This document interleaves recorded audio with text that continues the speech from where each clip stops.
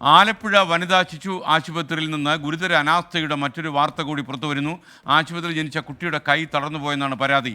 Vacuum ഡെലിവറിക്കിടെ Aryad Ramya അഗേഷ് ദമ്പതികളുടെ കുഞ്ഞിൻ്റെ വലത് കൈയാണ് തളർന്നുപോയത്. നേരത്തെയും സമാനമായ ആരോപണം ഉണ്ടായിരുന്നു. ഇതിൽ ആരോപണ വിധേയായത് ഡോക്ടർ പുഷ്പയാണ്. അവർക്കെതിരെ തന്നെയാണ് വീണ്ടും പരാതി ഉയർന്നിരിക്കുന്നത്. വലത് കൈക്ക് ചലനശേഷി കുറവാണ്. തന്നെത്താനെ കൈ നിവർത്തത്തില്ല, മുകളിലോട്ട് പൊക്കത്തില്ല, കൈ തന്നെത്താനെ മടക്കത്തില്ല, കൈ തിരിച്ചു വെച്ചിരിക്കുക, തിരിഞ്ഞിരിഞ്ഞാ പോകുന്നത്. ലേബർ കോട്ടിലോട്ട് കയറ്റി കഴിഞ്ഞ് പിന്നെ ഫുള്ളായി കഴിഞ്ഞ് പെട്ടെന്ന് നമുക്കൊരു സമയം തന്നില്ല അവർ.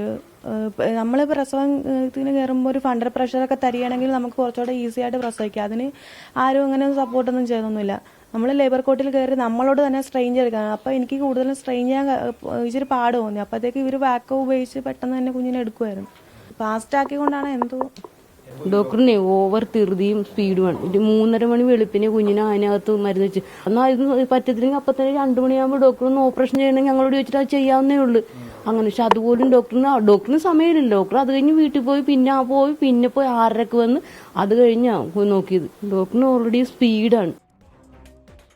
വിവരങ്ങളുമായി മനീഷ് മഹിബാൽ തത്സമയം ചേരുന്നു. മനീഷ്, ഈ ഡോക്ടർക്കെതിരെ ഇപ്പോൾ എത്രാമത്തെ പരാതിയാണ്? പറയൂ. എസ്കെന് ഒരുപാട് പരാതികൾ വരുന്നുണ്ട്. പക്ഷേ ഇതിനൊക്കെ തന്നെ ശാസ്ത്രീയമായ വിശദീകരണം അവർ മെഡിക്കൽ ബോർഡിന് മുമ്പിൽ അല്ലെങ്കിൽ ഇത് സംബന്ധിച്ച് ആരോഗ്യ വിഭാഗത്തിൽ നൽകുന്നുണ്ടെന്നാണ് മറ്റൊരു വസ്തുത. പക്ഷേ ഈ ഒരു സംഭവത്തിൽ കഴിഞ്ഞ ഒക്ടോബർ മാസം 2-ാം തീയതിയാണ് രമ്യ ആഗേഷ് ദമ്പതികളുടെ കുട്ടിക്ക് പെൺകുഞ്ഞിന് കൈക്ക് തളർച്ചയുണ്ടെന്ന് കാണിച്ച് ഇന്നലെയാണ് ആലപ്പുഴ ജില്ലാ പോലീസ് മേധാവിക്കും ആരോഗ്യമന്ത്രിക്കും പരാതി നൽകിയിട്ടുള്ളത്. ജനിച്ചത് വാക്യൂം ഡെലിവറിയിലൂടെയായിരുന്നു. ആ സമയത്ത് കുഞ്ഞിന്റെ കൈക്ക് തളർച്ച ആദ്യ ഘട്ടത്തിൽ തന്നെ ഈ കൈവിരലുകളൊക്കെ തന്നെ ചലിക്കാത്തത് ബോധ്യപ്പെട്ടിരുന്നു. പിന്നീട് ആലപ്പുഴ വണ്ടാനം മെഡിക്കൽ കോളേജിലെത്തി കുഞ്ഞിനെ കാണിച്ച സമയത്താണ് ഈ കുഞ്ഞിന് ബ്രാക്കിയൽ പ്ലക്സസ് ഇഞ്ചുറി ഉണ്ടായിട്ടുണ്ട്. ഈ പ്രസവ സമയത്ത് അതിസങ്കീർണമായ പ്രസവമാണെങ്കിൽ സാധാരണ ഉണ്ടാകുന്ന ഒരു ഇഞ്ചുറിയാണ് അത്. അങ്ങനെ ഇഞ്ചുറി ഉണ്ടായാൽ എറിബസ് പാൾസി എന്ന ഒരു അസുഖം സംഭവിക്കും. അങ്ങനെ ഒരു വൈകല്യം സംഭവിക്കും. കുഞ്ഞിന്റെ കൈക്ക് തളർച്ചയോ തിരിഞ്ഞിരിക്കുകയോ വളഞ്ഞു പോവുകയോ ഒക്കെ ചെയ്യുന്ന ഒരു തരം അവസ്ഥയാണത്. അത് പിന്നീട് ഒരുപാട് വർഷം ഫിസിയോതെറാപ്പിയൊക്കെ ചെയ്ത് മാറ്റിയെടുക്കാൻ പറ്റുന്നതുകൊണ്ട് പറ്റാത്തതുമുണ്ട്. അങ്ങനെയുള്ള സംഭവങ്ങൾ ഏറി വരുന്നു. ഇപ്പോൾ ഇന്നലെ നമ്മൾ കൊടുത്ത വാർത്തയിൽ ആലപ്പുഴ റെയിൽവേ സ്റ്റേഷൻ വാർഡിൽ വിഷ്ണുദാസിന്റെ കുഞ്ഞിനും ഇതേ സംഭവം ഉണ്ടായി.